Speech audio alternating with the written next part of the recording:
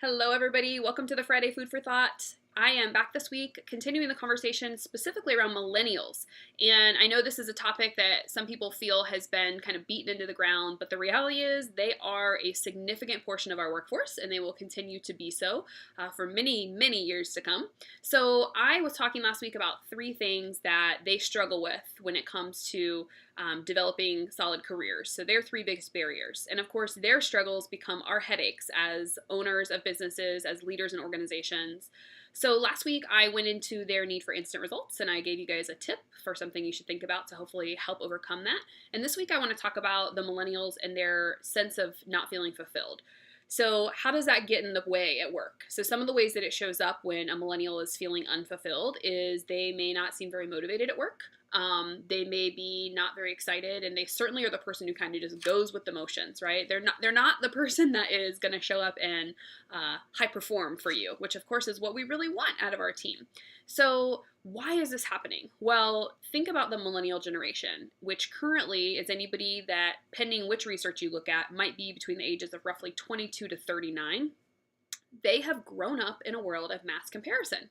So of course, they are comparing their lives to others, feeling like they're not measuring up. And this is a human thing, right? And so sometimes I get a little frustrated about the millennial label because comparing our lives to others is not specific to any one generation. This occurs back way before technology existed and we had the ability to compare to everybody from an influencer on social media to the neighbor next door. I mean, this is just natural for us to do.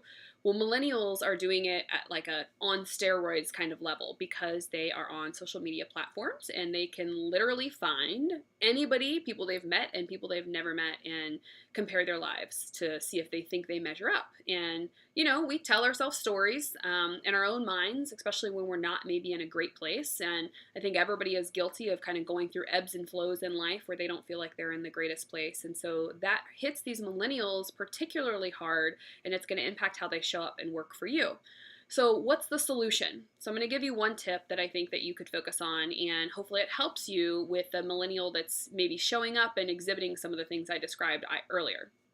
So millennials really, really, really need to feel like the work that they're doing is important.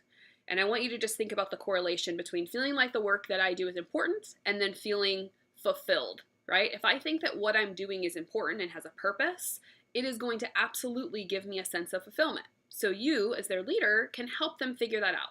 And I'm not asking you to help them define their life's purpose. That's quite the lofty goal. But what I am asking you to do is help them identify the purpose in the work that they do.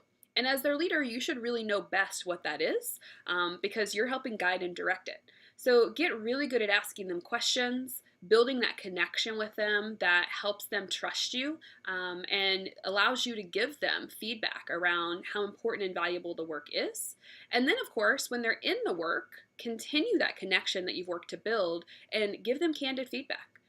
Because the candid feedback is going to allow them to get better at the work, which will further increase their sense of fulfillment. So two things you can do. Number one, as their leader, help them find the meaning in the work that they're doing. And number two, give them really candid feedback around that work so that they can really accomplish what they're setting out to accomplish. And if they're hitting a barrier, they know, hey, this person has my back, and whatever roadblock I come to, they're going to help me figure out the solution. So good luck with those millennial team members. I hope you guys have a great day, and I'll see you next week to talk about the last millennial barrier. Bye.